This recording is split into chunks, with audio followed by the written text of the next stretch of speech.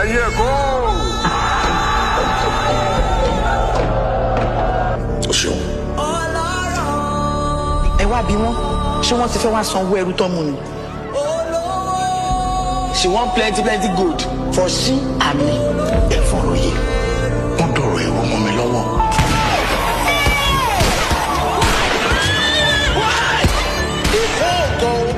Àkọ́kọ́ ni o. The chief says you are foolish. So is your statement. Èmi kan ní jẹ́ Sùyà Tinubu.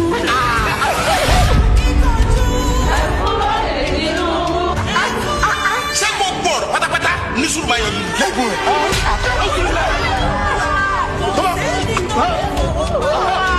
Àwọn olùbíyà Èkó. Dùsùn ọgbọ́n kọ́ nìyẹn, àgọ́ ni. Mo pa láṣẹ fún ọ kó o fi ìlú Èkó sílẹ̀ fún wa.